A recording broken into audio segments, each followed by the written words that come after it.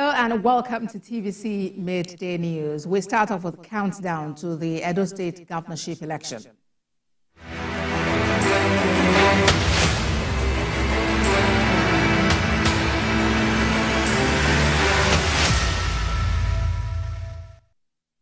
We are monitoring developments in Edo State ahead of Saturday's governorship election. The Nigerian Air Force on Wednesday commenced the airlift of election materials for the Independent National Electoral Commission. Officials of INEC and party officials are inspecting and taking inventory of sensitive materials at the Central Bank of Nigeria in Benin. All the materials were brought out of the CBN vault in Benin City for officials of INEC to take stock in the presence of party officials to ensure they are complete and intact. Right outside the bank premises, buses and pickup trucks were positioned to move the material to the various local governments. They would be escorted by security agents. These materials, which include ballot papers and reporting forms, are expected to get to all the 18 local government rats from where polling officers will take them to the polling units on election day. And as mentioned earlier, this inspection is coming after the Nigerian Air Force on Wednesday commenced the airlift of election materials for INEC to Benin.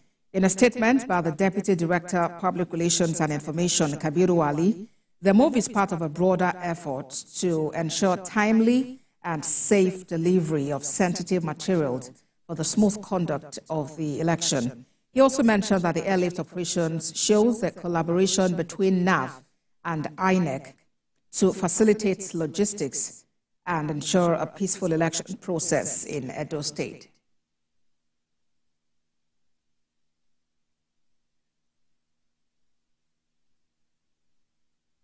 Well, let's now bring in our correspondent, Solomon Ajiziogo, who's standing by for more updates on this. Solomon, bring us up to speed on the inspection of these sensitive materials by INEC.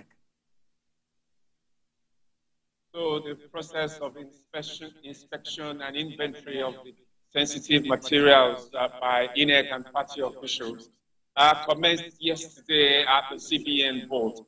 All of the parties were here to see that the materials are intact. And from this morning, they have returned this morning to, go over the materials again to be sure that the things they saw yesterday are the same things that they have this morning. The parties are satisfied, as they have spoken with us earlier, and they have witnessed the signing of books that will be used for the elections on Saturday. And one after the other, the materials are being moved into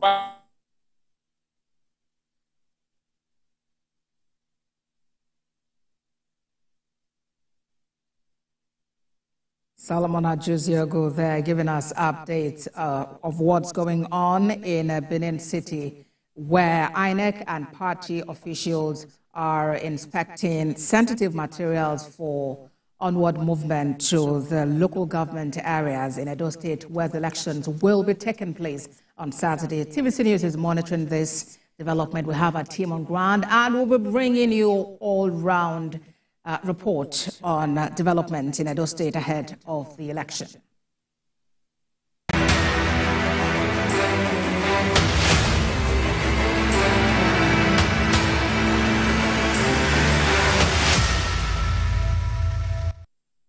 Away from Edo State, President of the Senate, Godswill Akpabio, has reiterated his commitment to the development and empowerment of the people of Akwa Ibom Northwest Senatorial District in particular and the nation at large. Senator Akpabio made the promise during the flag-off of the Akwa Ibom All Progressives Congress local government elections campaign at the Ikot-Ekpene Township Stadium. The President of the Senate thanked President Bola Tinubu for his support to the state, particularly the financial autonomy local governments are now enjoying and various appointments made in the state. I want to stand in this mammoth crowd to appreciate the President and Commander-in-Chief of the Federal Republic of Nigeria, President Bola Ahmed Tinubu, for the various appointments he is already churning out affecting Akwa Ibom children at the federal level. I will not name so many. I want you to shout so that the president will hear you that the local government autonomy that is spearheaded is working in Akwa Ibom. Because local governments are now going to be autonomous. They are going to work for the people. I want you to shout so that you will hear that the state Akwa Ibom said all the local governments are done AKC. Away from that, the People's Democratic Party in Imo State has accused the State Independent Electoral Commission of imposing fees on candidates for the local government election billed for the 21st of September without consultations with political parties. At a press conference in Owerri, the opposition party expressed worry over the Commission's neglect of stakeholders' engagement. We have details in this report. In less than 4 days to the council election in Imo State, seated here at the State Party Secretariat are members of the opposition People's Democratic Party and their candidates for chairmanship and councillorship elections. The state chairman of the party, Austin Nwachukwu, is accusing the State Independent Electoral Commission of violating its guideline in the conduct of the local government election. PDP is a law-abiding party. PDP have always done their things in accordance with the law. There is a provision in the INEC guidance which says stakeholders will meet with INEC and agree on what is suitable and convenient for the candidates to pay. Bearing in mind that there is serious economic crunch in the country right now. So they cannot impose any figure on our candidates and will pay. We will pay any figure that is agreeable between us and other political parties with INEC. That is only what we are going to comply with. He noted that the electoral umpire, in less than 4 days to the election, has not published names of the candidates and voters at various wards, insisting INEC should do the right thing in line with the guideline. It is shocking that less than 4 days to the said election date, INEC has not published the names of candidates. I wonder who they are going to use to conduct the election. As a party, we have gone through the necessary process of nomination of our candidate according to the guideline given to us from INEC and have submitted the names of our candidates to the agency in record time, meeting all necessary requirements as provided by the Electoral Act. INEC has also not published the list of voters registered for voters to know where their names appear for the elections. To take government back to the grassroots, poll will be held this Saturday, 21st September 2024. Prince Oba, TVC News, Owerri. Back here in Lagos, the Association of Corporate Governance Professionals of Nigeria has held its 6th edition of Women in Governance Conference to educate and advocate more opportunities for women in leadership. Iniolu Akopola has details. Globally, women make up more than half of the world's population and contribute significantly to societal growth. While women may be known to be resilient and make very substantial contributions to the economy, their participation and representation is still all-time low.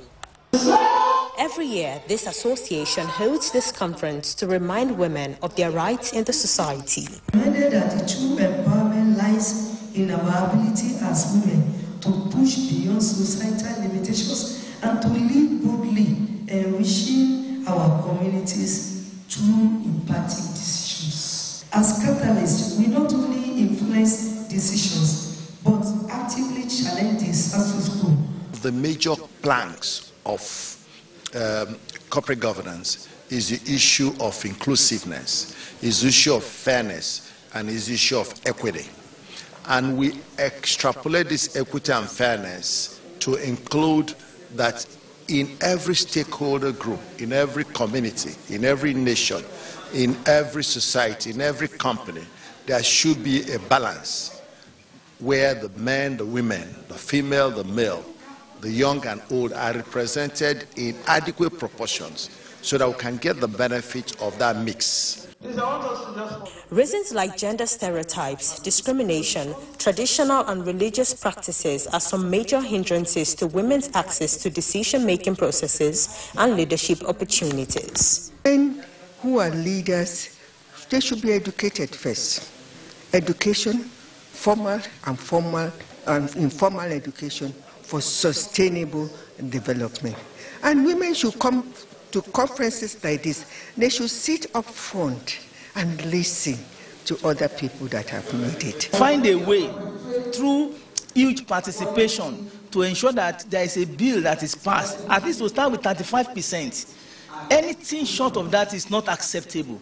The significance of women's participation in governance is becoming known, and this group is calling for a more concerted and intentional effort to promote gender equality and create an enabling environment for women. Inyulua Popola, TVC News, Lagos. When the news returns, we have updates on the Maiduguri flood and other stories. Please stay with us.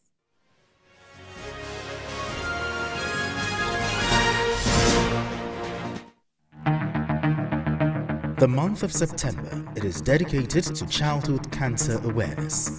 On the 8th of September is the International Literacy Day. On the 9th of September is the International Day to Protect Education from Attack.